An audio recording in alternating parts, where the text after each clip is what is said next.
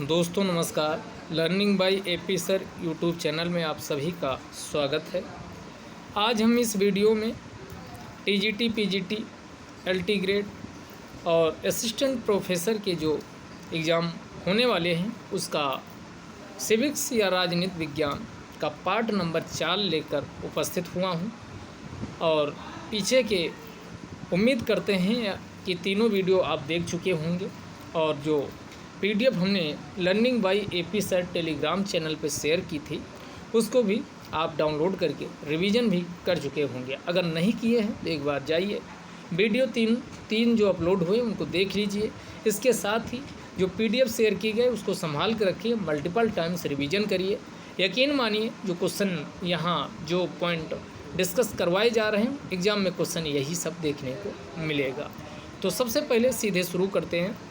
Maxi, यहाँ हमने कोई टॉपिक नहीं कवर कर रहे हैं, यहाँ उन क्वेश्चनों का उन पॉइंट को डिस्कस कर रहे हैं जो आपके एग्ज़ाम के लिए मोस्ट इम्पॉर्टेंट है। तो पहले ही समझ लीजिए कि कोई एक तरफ से हम नहीं करवा रहे हैं, जो एग्ज़ाम के लिए इम्पॉर्टेंट है उतना केवल डिस्कस करवा रहे हैं। सबसे पहले मैक्सी ने प्लेटो के संदर्भ में क्या यानी कहा है, तो मैक्सी ने कहा कि प्लेटो में सुकरात पुनः जीवित हो गया, क्योंकि सुकरात भी आदर्शवादी विचारक था और प्लेटो भी आदर्शवादी विचारक था।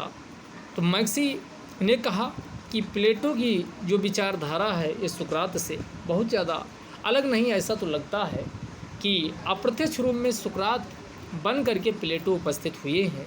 तो ये आप पूछा जा सकता है कि प्लेटो में सुकरात पुनः जीवित हो गया, ये मैक्सी का है।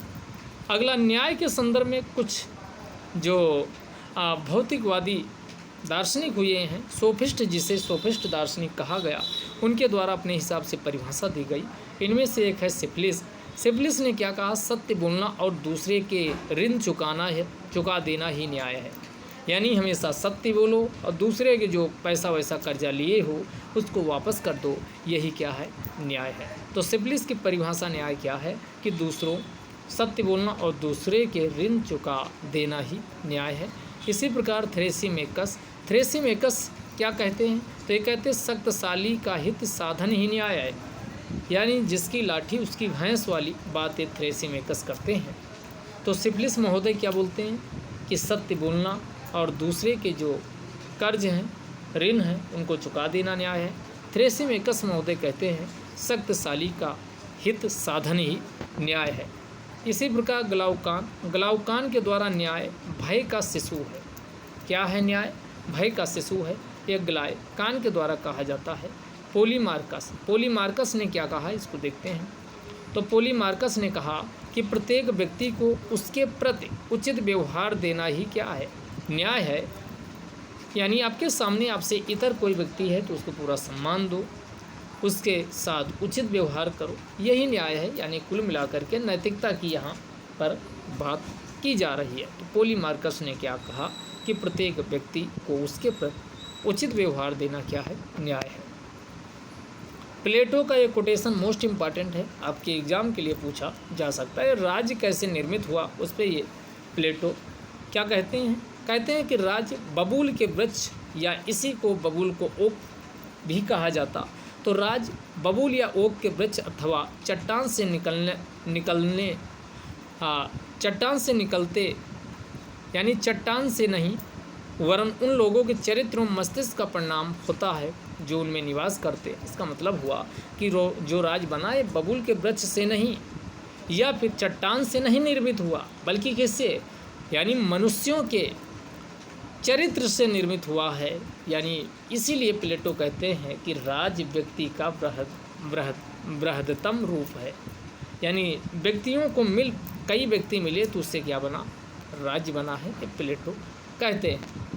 अगला, कार्ल पॉपर ने क्या कहा कि दार्शनिक राजा प्लेटो स्वयं है। कार्ल पॉपर का एक कोटेशन आपके एग्जाम में पूछा जा सकता है कि दार्शनिक राजा प्लेटो स्वयं है और रिपब्लिक स्वयं प्लेटो को राजा बनाने की दावेदारी। कार्ल पॉपर आलोचना करते हुए प्लेटो कहते हैं कि प्लेटो बता नहीं रहे बल्कि स्वयं को राजा बनाना चाहते हैं और उनके द्वारा जो ग्रंथ लिखा गया रिपब्लिक, यह स्वयं को प्लेटो को राजा बनाने की इसमें वकालत की गई है।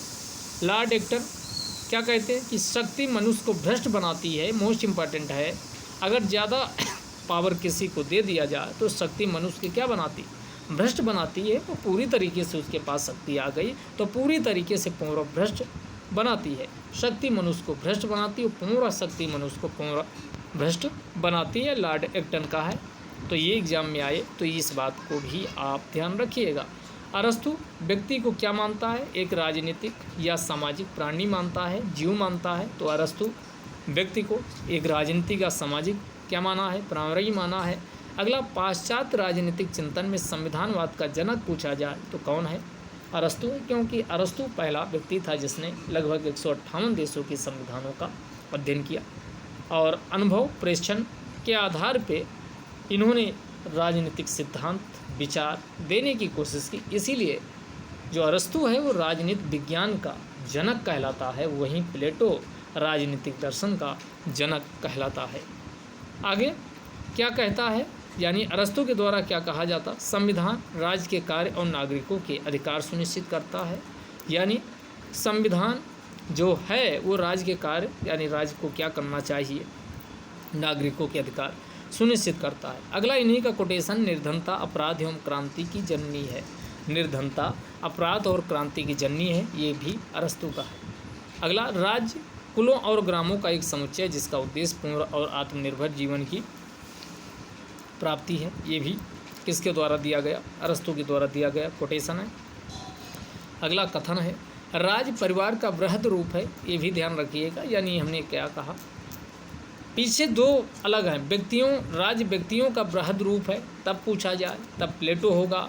लेकिन जो परिवार है, परिवार कई परिवार मिलने से राज्य बना है या समुदाय को मिलने से राज्य बना है, ये कोटेशन पूछा जाए तो जल्दबाजी में प्लेटो मत लगा दीजिएगा, बल्कि ये किसने कहा है, अरस्तु। अरस्तु ने कहा राज्य परिवार का वृहद रूप है, ये अरस्तु के द्वारा कहा गया है। अरस्तु आगे कहता है कि राज्य का उदय जीवन के लिए हुआ और सद जीवन यानी व्यक्तियों का जीवन अच्छा हो, इसके लिए इसका अस्तित्व बना हुआ है। तो राज्य का उदय सद जीवन के लिए और राज्य का उदय जीवन के लिए हुआ है और सद जीवन के लिए इसका अस्तित्व बना है। अरस्तु, एक और क्वेश्चन आपके एग्जाम में पूछा जाता है कि अरस्तु किसको नागरिक सिटीजन स्वीकार नहीं करता है।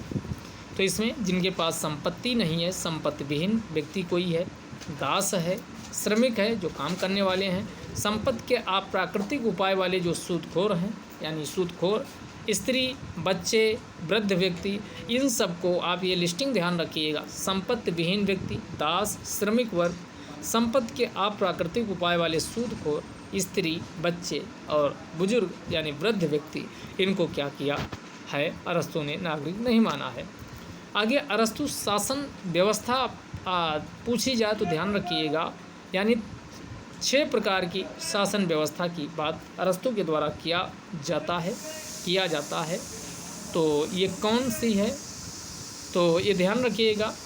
सबसे यानी जो कहा जाए एक भ्रष्ट, एक अच्छी शासन व्यवस्था, तो अच्छी शासन व्यवस्था को अरस्तु क्या बताता है, यानी ये मैप माने मानचित्र से याद रखिएगा। यानी मोनार्की, ए से अरिस्टोक्रेसी और पी से पॉलिटी, ये शुद्ध शासन व्यवस्था मानी जाती है। वहीं पीछे का टीओडी यानी टॉड, टायरेनी और ओलिगार्की और डी से डेमोक्रेसी, ये भ्रष्ट शासन का विकृत रूप माना जाता है, शुद्ध रूप, विकृत रूप। तो मैप, टीओडी ऐसे ध्यान रखोगे तो कभी आपका एग्जाम में क्वेश्चन गलत नहीं होगा। यानी मैप का मतलब मोनार्की, अरिस्टोक्रेसी, पॉलिटी, मैप हो गया। और इसके बाद टॉड, टीओडी यानी टायरेनी, उसके बाद ओलिगार्की और उसके बाद डेमोक्रेसी। ये जो इधर वाला लगा है डेमोक्रेसी, ये भ्रष्ट या विकृत शासन व्यवस्था के रूप में अरस्तु मानता है। अरस्तु दासता को प्राकृतिक मानता है, इसीलिए जो समानता है, कहता है कि चूंकि प्राकृत में असमानता व्याप्त है, इसलिए व्यक्तियों के बीच भी असमानता पाई जाए तो इसमें कोई किसी को गुरेज नहीं होना चाहिए, क्योंकि जो समानता ये अप्राकृतिक एवं अवांछनीय है, यानी इसको स्थापित नहीं किया जा सकता। इसलिए इसी आधार पे जो दासता है इसको उचित ठहराता है। तो ये कुछ किस्से थे, अरस्तु से संबंधित थे। अब आते हैं आगे बोंदा या बोधिन, 1530 से लेकर 1596 इनका जीवन काल है। अगला इनका कोटेशन ये इम्पॉर्टेंट है कि संप्रभुता का स्पष्ट और विस्तृत प्रतिपादन सबसे पहले बोंदा के द्वारा किया गया। तो सीधे क्वेश्चन पूछेगा कि संप्रभुता का सबसे क्लियर कट कंसेप्चुअल अंडरस्टैंडिंग किसने विकसित की, तो सबसे पहले बोंदा के द्वारा ये प्रस्तुत किया गया। और संप्रभुता शब्द का सबसे पहले प्रयोग अगर किसी ने किया था तो बोंदा के द्वारा ही किया गया था। आगे ओक्सफोर्ड का ये स्टेटमेंट इम्पॉर्टेंट एग्जाम के लिए पूछा जा सकता है कि हाब्स का लेवियाथन राजनीतिक दर्शन की श्रेष्ठ कृति रचना है। हाब्स का जो लेवियाथन है, हाब्स का लेवियाथन यह राजनीतिक दर्शन की श्रेष्ठ कृति है, ये ओक्सफोर्ड ने कहा है। हाब्स ने आगे क्या लिखते हैं, हाब्स कहते हैं कि अरमेडा के वर्ष में उसकी जननी ने 2 जुड़वाओं को जन्म दिया, एक उसे और दूसरा कौन, भय। उसे और भय नामक 2 ट्वाइन बेबी का जन्म हुआ। और ये कुछ स्टेटमेंट किसका है, हाब्स का है, तो ये पूछा जाता है। हाब्स ने की जो प्रमुख पुस्तकें लेवियाथन और डी सिबे, ये 2 रचनाएं इनकी ध्यान रखिएगा जो एग्जाम के लिए इम्पॉर्टेंट है। अगला हाब्स के बाद लाक 1632 से 1704। लाक का स्टेटमेंट आपको पता है, लाक उदारवाद के जनक के नाम से जाने जाते हैं। लाक क्या कहते हैं कि मनुष्य स्वभाव से ही सामाजिक प्राणी है जो पारस्परिक सहयोग, प्रेम, दया और सद्भावना के आधार पर दूसरे व्यक्तियों के साथ संबंध रखते हुए अपना जीवन व्यतीत करता है। और ये LLP यानी लाइफ, लिबर्टी और प्रॉपर्टी 3 ये प्रमुख रूप से हैं जिनकी वकालत करते हैं। हाब्स और लाक में अब अंतर क्या है, तो अंतिम शक्ति राजा के पास है, हाब्स सौंपता है, जबकि लाक अंतिम शक्ति जनता में क्या करता है, सौंपता है। तो इस प्रकार जब राजा के पास सौंपता है तो राजा को वैधानिक संप्रभु के रूप में कौन, हाब्स जाना जाता है। और जब शक्ति आम जनता के लिए सौंपता है तो ये राजनीतिक संप्रभु की बात करता है। तो ये राज के लिए जो शब्द हाब्स के द्वारा प्रयोग किया गया वो कॉमनवेल्थ था, और जबकि जो लाक है ये राज्य के लिए ट्रस्ट शब्द का प्रयोग करता है। इसके अलावा यानी हाब्स के विचार से निरंकुश राजतंत्र निकलता है, और लॉक जन के जो चूँकि अंतिम शक्तियाँ किसको सौंपने की वकालत करता है, भारत की जनता में, तो इसीलिए इससे जनतंत्र का उद्भव होता है। इसीलिए लाक्स को, जो लाक है, इसको उदारवाद का जनक कहा जाता है। इसने सीमित व संवैधानिक राजतंत्र की बात की है, न कि असीमित व निरंकुश राजतंत्र की बात नहीं की। अगला है जीन जैक्स रूसो, इसी को लोकप्रिय नाम रूसो के नाम से जाना जाता है। 712 से लेकर 778 इनका जीवन काल है, और ये लोकप्रिय संप्रभुता के लिए जाने जाते हैं। इन्होंने एक अच्छा सा स्टेटमेंट दिया, और ये आपके जीआईसी लेक्चरर में पूछा भी गया था। एक लॉर्ड एक्टन वाला भी पूछा गया था, शक्ति व्यक्ति को भ्रष्ट करती है, पूर्ण शक्ति व्यक्ति को पूर्ण भ्रष्ट करती, लॉर्ड एक्टन का। और दूसरा ये रूसो का स्टेटमेंट आया था, विज्ञान और कला की प्रगति ने नैतिकता को भ्रष्ट करने में योगदान दिया है, यानी नैतिकता को बिल्कुल समाप्त कर दिया। तो ये आपका किसका है, रूसो का स्टेटमेंट है। रूसो क्या कहते हैं, प्राकृतिक अवस्था में व्यक्तियों का जीवन बुद्धि द्वारा चालित ना होकर भावनाओं द्वारा चालित होता है। जहाँ भावना, इमोशंस की बात करें तो रूसो को ही पकड़ लेना है। प्राकृतिक अवस्था में व्यक्तियों का जीवन बुद्धि से नहीं चलता, तर्क से नहीं चलता, बल्कि इमोशंस से एक दूसरे से जुड़े होते हैं। उन इमोशंस की वजह से क्या है, व्यक्ति का जीवन चलता है। आदिम मनुष्य का स्वभाव आदर्श बर्बर था, यानी वो बनना तो नहीं चाह रहे थे बर्बर, लेकिन आदर्श बर्बर का मतलब हुआ कि उनमें भाव था। मनुष्य का जो शुरुआती जीवन था वो बर्बर, आदर्श बर्बर था। ये भी कौन, रूसो बोलते हैं। रूसो का अगला स्टेटमेंट है कि समान इच्छा सदैव ही विवेकपूर्ण और न्याय संगत होती है, क्योंकि जनता की जो वाणी है वह ईश्वर की वाणी है। जनता की वाणी ईश्वर की ही वाणी है, इसलिए जो समान इच्छा है ये विवेकपूर्ण और न्याय संगत होती है। इसी के संदर्भ में हाब्स क्या बोलते हैं कि समान इच्छा के प्रति वास्तविक आपत्ति यह है कि जहाँ तक यह इच्छा है सामान्य नहीं है।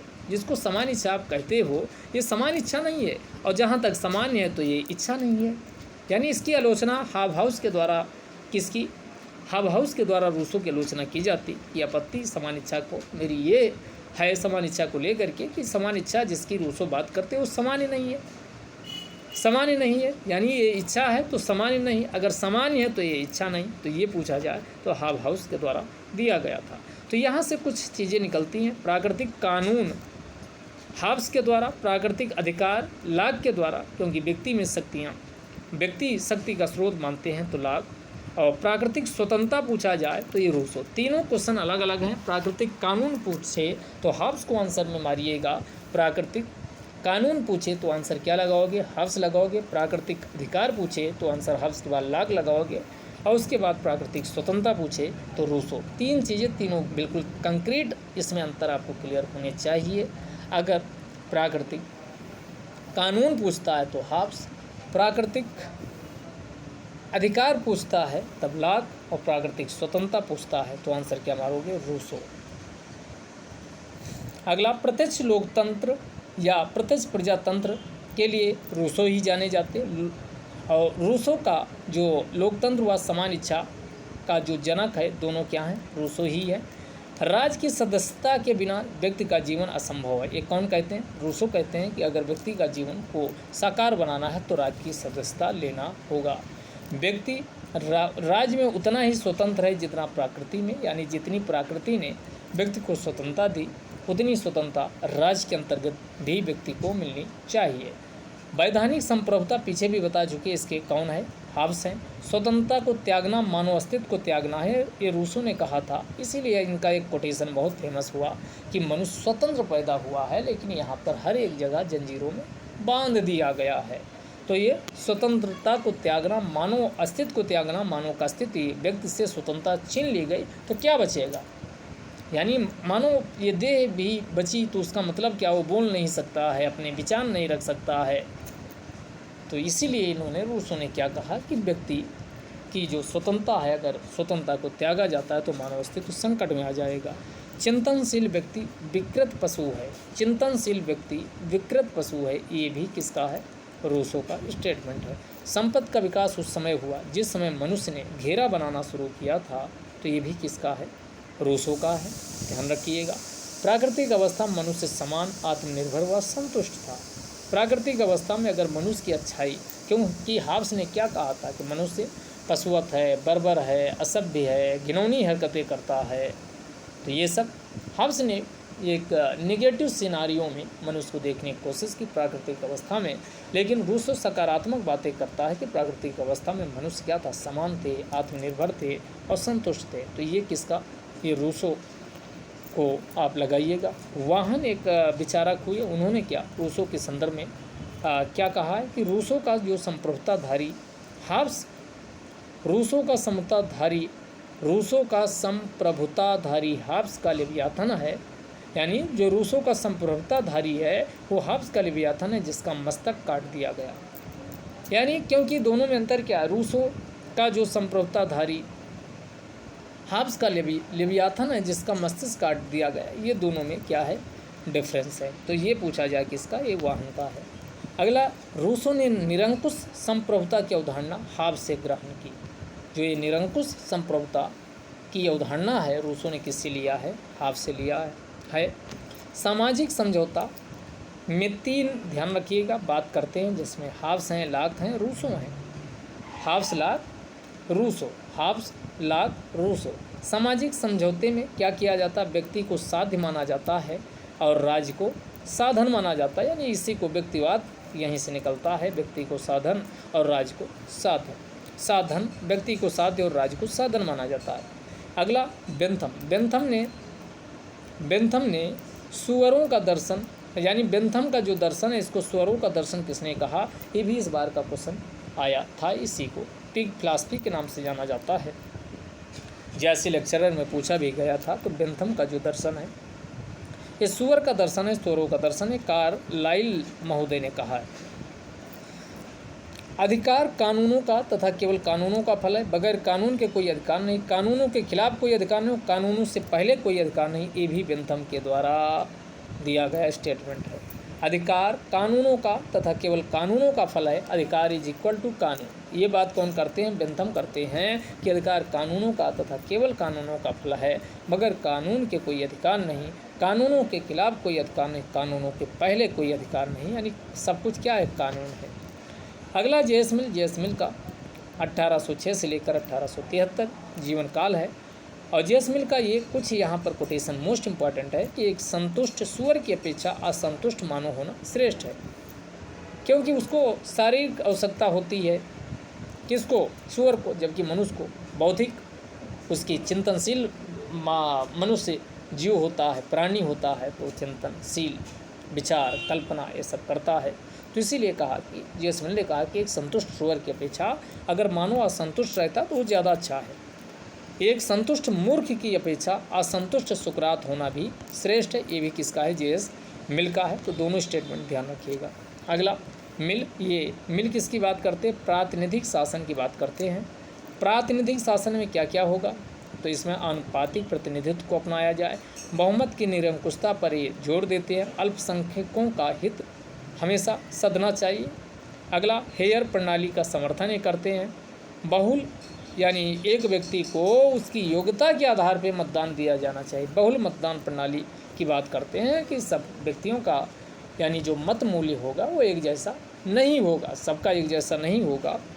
अशिक्षित को मतदान से वंचित, जो अनएजुकेटेड हैं, अशिक्षित हैं, इनको मतदान नहीं प्रदान किया जाना चाहिए। अगर कोई व्यक्ति जितना शिक्षित होगा उसका मत मूल्य उतना ज़्यादा होगा, जितना कम शिक्षित होगा उसका मत मूल्य उतना कम होगा, ये बात करते हैं। और ये कहते हैं कि मतदान खुला ओपन होना चाहिए, ओपन बैलेट सिस्टम से मतदान किया जाना चाहिए। महिलाओं को भी मताधिकार दिया जाना चाहिए। मतों को गिनना नहीं चाहिए बल्कि तौलना चाहिए। इसीलिए ये मतों में यानी गिनने का मतलब हुआ कि एक आम जो अनपढ़ गंवार है उसका भी मत मूल्य उतना जितना कि एक कोई बहुत पढ़ा लिखा व्यक्ति है। तो ये लोकतंत्र में ऐसा होता है। तो इसकी क्या करते हैं, जो जेएस मिल कहते हैं कि मतों को गिनना नहीं चाहिए, सबको समान नहीं बल्कि योग्यता के आधार पर मत का मूल्य निर्धारित होना चाहिए। और इनके गुरु थे कौन, बेंथम एक मत एक मूल्य यानी इनके जस्ट अपोजिट बात करते थे।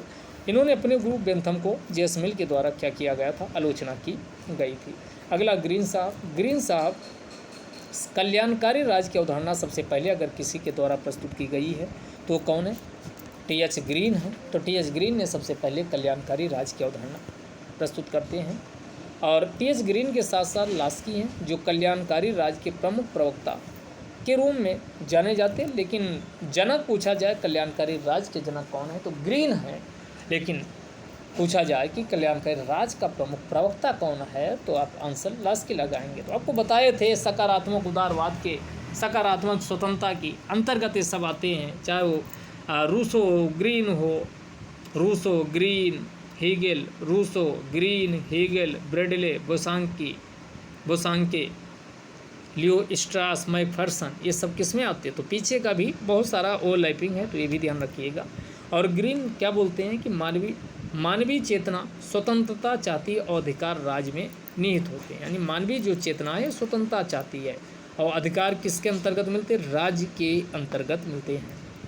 मार्क्स का एक कोटेशन मोस्ट इम्पॉर्टेंट है कि राज्य केवल एक यंत्र है जिसकी सहायता से एक वर्ग दूसरे वर्ग का शोषण करता है। राज्य यही एक इंस्ट्रूमेंट है, साधन है, और राज्य का सहारा लेकर के जो सबल वर्ग होता है, आर्थिक रूप से सबल, वह निर्बल यानी जिसे सर्वहारा वर्ग कहा जाता, बुर्जुआ वर्ग जो आर्थिक रूप से मजबूत है उसके द्वारा सर्वहारा वर्ग अर्थात श्रमिक का क्या किया जाता, शोषण किया जाता है।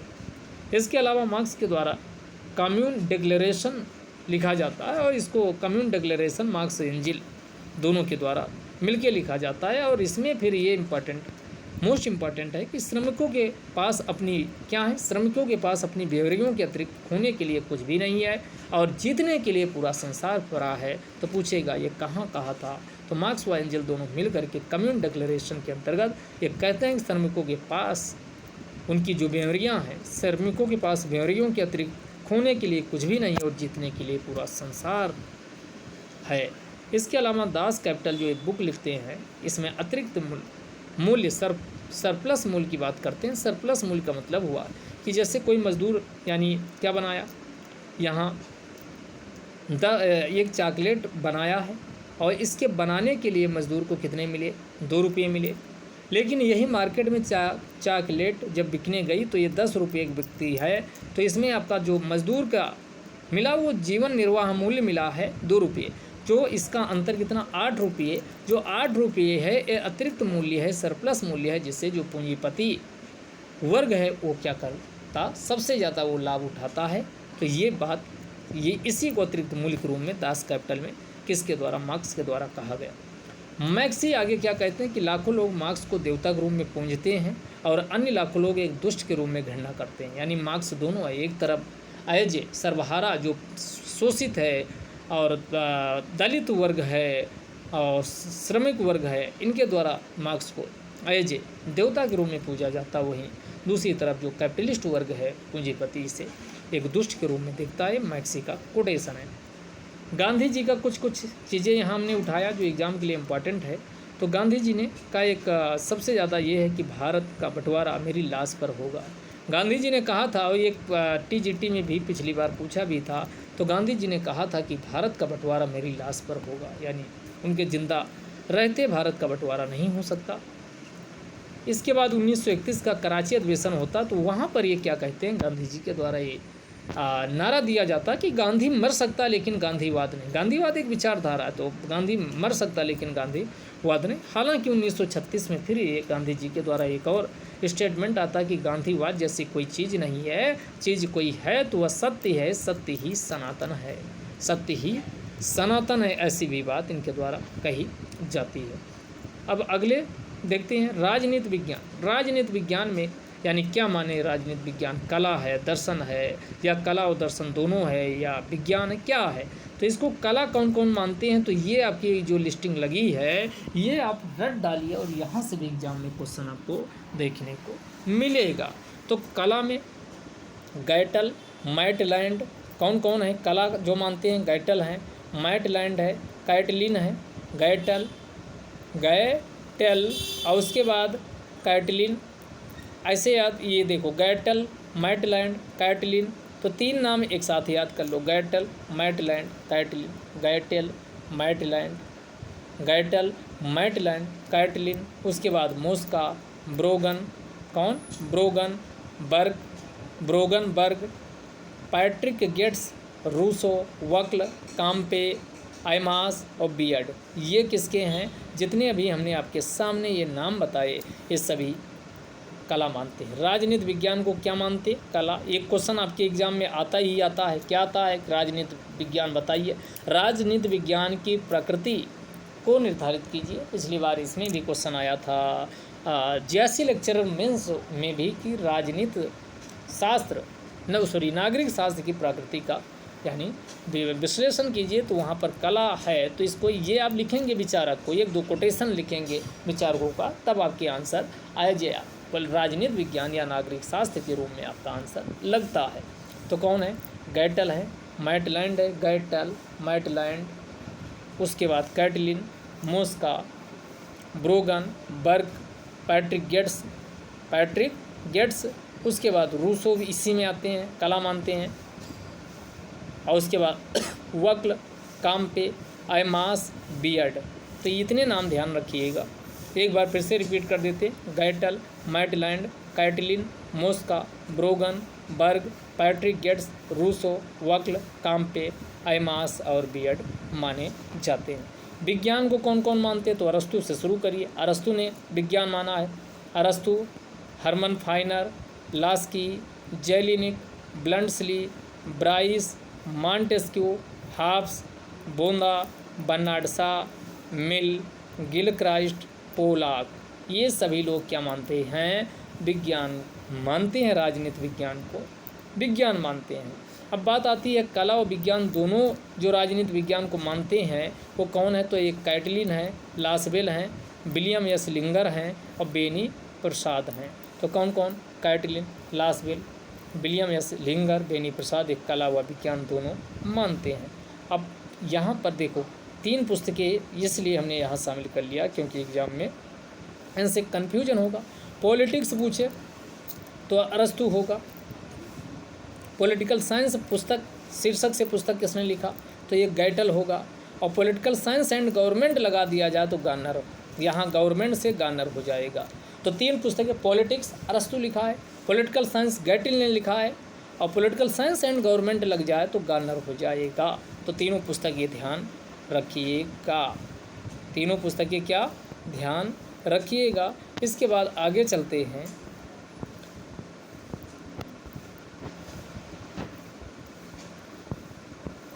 अगला इसमें देखिएगा। हाँ, इसके बाद बारकर का ये कोटेशन ध्यान रखिएगा। बारकर क्या कहते हैं कि राजनीतिक चिंतन का आरंभ यूनानियों से होता है, यानी यूनानी ग्रीक से क्या होता है, शुरुआत होती है राजनीतिक चिंतन का। प्लेटो, अरस्तु, ये सब वहीं के। तो ये बारकर राजनीतिक चिंतन का आरंभ यूनानियों से मानते हैं। तो ये आपका पूछा जा सकता है। गिडिन्स महोदय क्या कहते हैं? गिडिन्स महोदय कहते हैं कि सरकार राज्य का अभिव्यक्त रूप है। जो सरकार है राज्य का ये क्या है, अभिव्यक्त रूप है, या व्यक्ति के समान उद्देश्यों की क्या करता, पूर्ति करता है।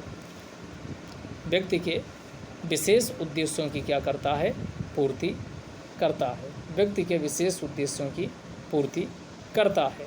अगला, राज्य को देखो, एक तो छोटे आकार के रूप में, एक विशाल आकार के रूप में। राज्य का विशाल आकार होना चाहिए, तो ये लॉर्ड एक्टन और ट्री टस्के मानते हैं। लॉर्ड का जो राज्य है छोटे मोटे आकार का, ना एक भारी भरकम विशाल आकार का होना चाहिए, तो लॉर्ड एक्टन और ट्री टस्के के द्वारा माना जाता है। जबकि छोटे आकार की वकालत कौन करते हैं, तो छोटे आकार की वकालत प्लेटो व अरस्तु के द्वारा की जाती है। तो प्लेटो और रूसो के द्वारा छोटे आकार की बात की जाती।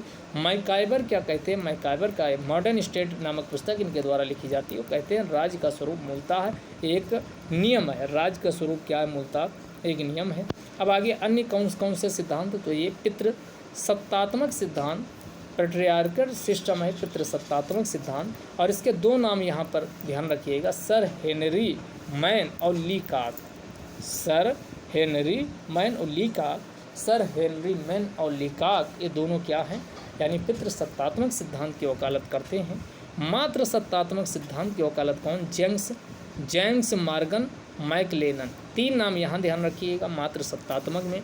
तो पितृसत्तात्मक सिद्धांत की वकालत सर हेनरी मैन और लीकाक के द्वारा की जाती, जबकि मात्र सत्तात्मक सिद्धांत की वकालत जेम्स मॉर्गन मैकलेलन के द्वारा की जाती है। मात्र सत्तात्मक सिद्धांत की वकालत जेम्स मॉर्गन, ये जेम्स वाला पिछली बार पूछा भी था, तो जेम्स मॉर्गन और मैकलेलन के द्वारा की जाती है। तो आप ऐसे भी याद कर सकते हैं, मात्र सत्तात्मक, मात्र माँ से शुरू हो रहा तो उधर मॉर्गन, मैकलेलन और आपका जेम्स, ये तीन आपका ध्यान रखिएगा। अगला, ऐतिहासिक विकासवादी सिद्धांत में कौन कौन है? तो ये प्रोफेसर वर्गीज हैं और ये राज इतिहास की उपज मानते हैं। प्रोफेसर वर्गीज क्या कहते हैं कि राज कुछ और नहीं बल्कि इतिहास की उपज है। तो इतिहासवादी ये सिद्धांत मानते क्रमिक विकास से धीरे धीरे विकास होता गया और आज क्या राज अपने वास्तविक स्वरूप में आ पाया है। इनमें इसके अलावा गार्नर, मैकाइवर, बर्क, लास्की, वर्गीज, लीकाक ये ऐतिहासिक विकासवादी सिद्धांत का वकालत करते हैं। गैटिल महोदय क्या कहते हैं कि विभाजित संप्रभुता अपने आप में विरोधाभास है, यानी संप्रभुता असीमित है, यानी क्या है, असीमित है, इसका विभाजन नहीं हो सकता, निरपेक्ष है, इसको बांटा नहीं जा सकता। अगर इसको बांटते हो तो ये आपकी संप्रभुता कैसे हुई, यानी इसी को ये विरोधाभास मानते गैटिल महोदय कि विभाजित संप्रभुता अपने आप में विरोधाभास है। रूसो के द्वारा संप्रभुता का विभाजन केवल एक धोखा है, ये स्टेटमेंट दिया जाता है। ऑस्टिन महोदय क्या कहते हैं? कानून संप्रभु की आज्ञा है।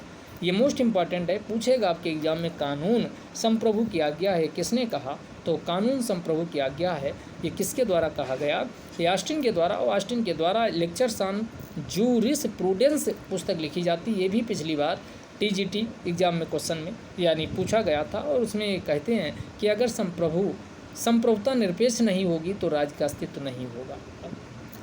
अगर संप्रभुता निरपेक्ष नहीं होगी तो राज्य का यानी क्या अस्तित्व नहीं होगा। और इसी ऑस्टिन की जो सबसे ज़्यादा आलोचना करते हैं ये कौन है? सर हेनरी मैन के द्वारा आलोचना की जाती है और कहा जाता है कि संप्रभुता निश्चित व मानवश्रेष्ठ में नहीं रहती। संप्रभुता का बहुलवाद सबसे पहले किसके द्वारा प्रयोग किया जाता है? तो बहुलवाद जो विचारक है ये सबसे पहले वान गिरके के द्वारा सबसे पहले प्रयोग किया जाता है। अब एकलवाद, यहाँ से भी पिछली बार जीएससी लेक्चरर में क्वेश्चन पूछा गया था कि कौन थे जो एकलवाद या अद्वैतवादी, या 3 नाम इसके हैं, एकलवादी पूछा जाए, अद्वैतवादी पूछा जाए या प्रत्ययवादी पूछा जाए, तीनों का मतलब एक ही है। तो इसमें पिछली बार ऑस्टिन वाला ये यहाँ पूछा गया था, जो संप्रभुता को क्या मानते हैं, एक एकल केवल मानते हैं, इसका विभाजन नहीं हो सकता। तो इसमें कौन है, तो देखते हैं। सबसे पहले इसमें कौन है, बोंदा है, हाफ्स हैं, रूसो हैं। तो बोंदा, हाफ्स, रूसो, ऑस्टिन है, बेंथम है, ब्राइस हैं, हेगेल है। तो ये आपके एकलवादी विचारक में आते हैं, बोंदा, Hobbes, Rousseau, Austin, Bentham, Bryce, Hegel. इसके बाद अगला बहुलवादी सिद्धांत में एच क्रैब क्या लिखते हैं कि संप्रभुता मूलतः संकट का सिद्धांत है, संकट के समय संप्रभुता का इस्तेमाल किया जाता। वहीं लास्की साहब क्या लिखते हैं कि यदि संप्रभुता संबंधी संपूर्ण विचार का त्याग कर दिया जाए तो यह राजनीति शास्त्र के लिए अस्थायी लाभ होगा। और ये संप्रभुता का सिद्धांत राजनीतिक दर्शन के लिए वैध नहीं है, यानी सब ये आलोचना वाले पॉइंट हैं। फोकर महोदय क्या कहते हैं कि बहुलवादियों के अनुसार संप्रभुता अविभाज्य न होकर संघों में विभाजित होना चाहिए, छोटे छोटे संघों में संप्रभुता बांटी जानी चाहिए, बहुलवादी मानते हैं। क्रैम महोदय क्या लिखते हैं, क्रैम महोदय लिखते हैं संप्रभुता की धारणा राजनीतिक शास्त्र से निकाल देनी चाहिए। वहीं जो इसके अन्य समर्थक हैं, इनमें गियर का है, मैटलैंड हैं, लास्की हैं, बार्कर हैं, मैकाइबर हैं, कोल हैं, एडी लिंडसे हैं, क्रैब हैं, फॉलेट हैं, फिगिस हैं और डिग्विट हैं, या डिग्वी इसी को कहा जाता है। ये सब इसके अन्य समर्थक हैं। बोसांके महोदय हमेशा राज्यों की क्या कहते हैं, राज्य के अंतर्गत जो अधिकार के बारे में क्या कहते हैं कि अधिकार मनुष्य के आंतरिक विकास के लिए बाह्य परिस्थितियाँ, अधिकार क्या, तो मनुष्य के जो आंतरिक विकास के लिए बाह्य परिस्थितियाँ। और बोसांके कहते हैं अधिकार की परिभाषा बताते हुए कहते हैं कि अधिकार विवेक पर आधारित वह मांग है जिसे समाज के द्वारा मान्यता प्रदान की जाती है और राज्य के द्वारा लागू किया जाता है।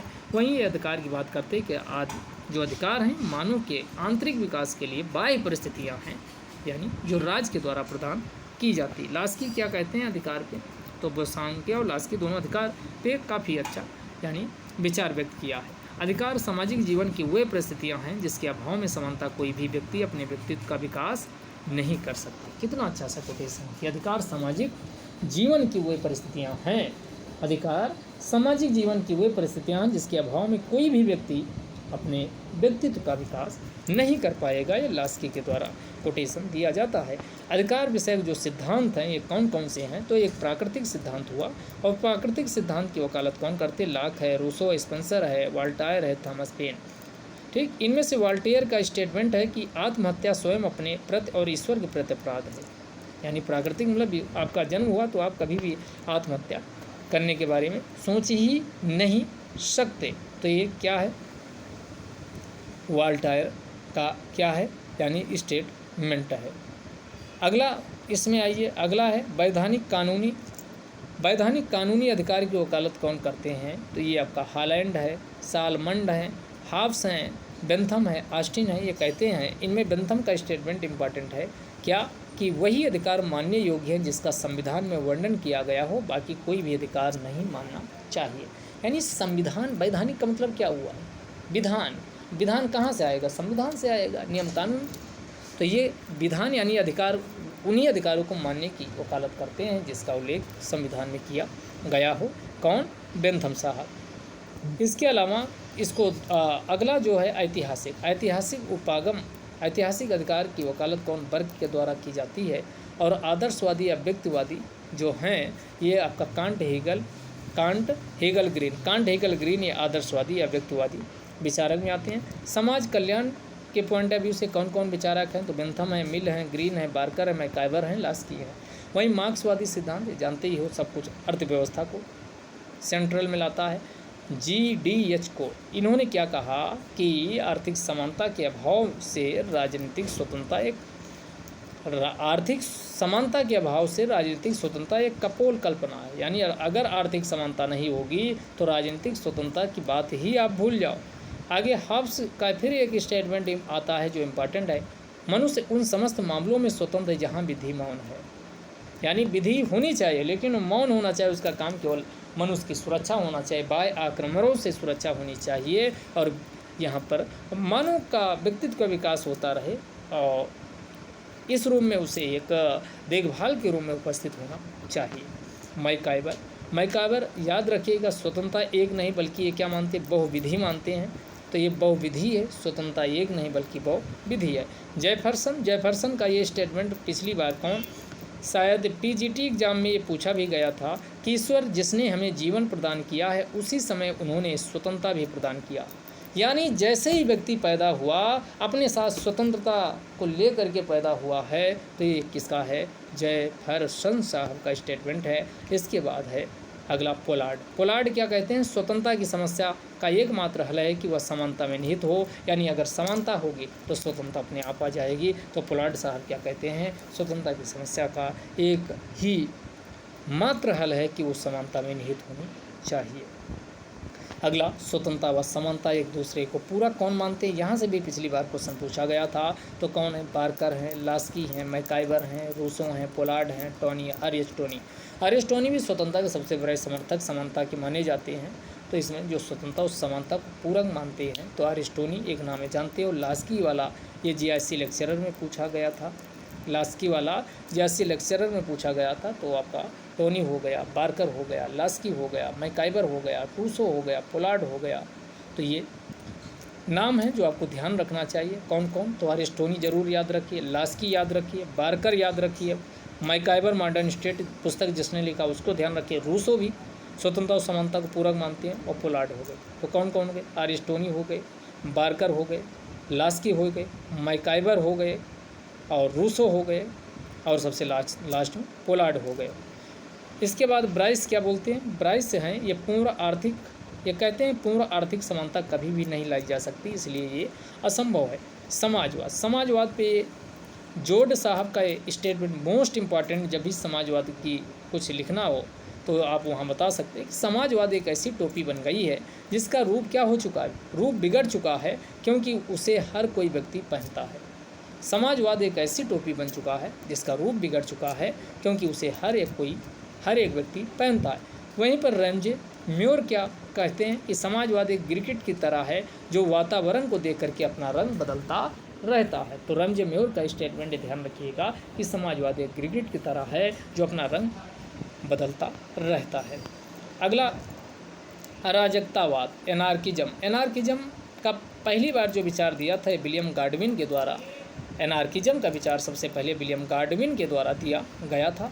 और दो तरीके से जो अनार्किज्म का मतलब हुआ, ये दो तरीके से स्थापित हो सकता है। एक अहिंसा, गांधी जी के वाले सिद्धांत से, और इसमें गार्डविन और प्रूधो, गांधी वाले में गार्डविन और प्रूधो हैं।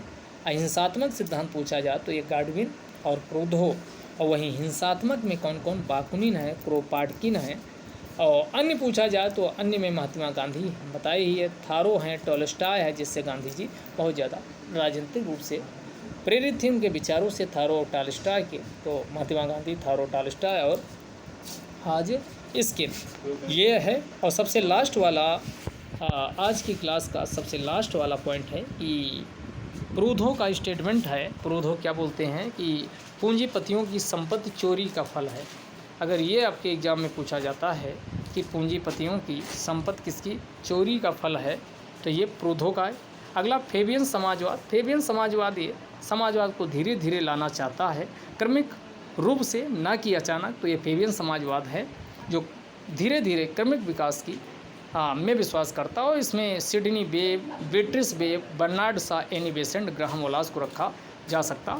और गिल्ड सोशलिज्म, इसी को श्रेणी समाजवाद कहा जाता, जो उद्योगों के संचालन में श्रमिकों का नियंत्रण हो, जिससे कि वे अपने काम में पूर्ण स्वतंत्रता अनुभव कर सके। कोल साहब की परिभाषा है कि श्रेणी समाजवाद समष्टिवाद यानी फेबियनवाद व श्रमिक संघ के मध्य का रास्ता है। समाजवाद शब्द का सबसे पहले प्रयोग किसके द्वारा, रॉबर्ट ओवन के द्वारा किया गया था, और रॉबर्ट ओवन के द्वारा ही स्वप्न लोकी या कल्पना लोकी समाजवाद की बात की गई थी। अब लास्ट में दो स्टेटमेंट बहुत ज़्यादा ज़रूरी हैं। पंडित जवाहरलाल नेहरू ने कहा था, मैं शरीर और मस्तिष्क से समाजवादी हूँ, शरीर और मस्तिष्क यानी दिल व दिमाग दोनों से समाजवादी हूँ। ये पंडित नेहरू के द्वारा कहा गया था, और राम मनोहर लोहिया के द्वारा समाजवादी दल ही बनाया गया था। कब? 1955 में। तो ये वीडियो यहीं तक, अगले वीडियो में फिर मिलेंगे। तब तक के लिए जय हिंद,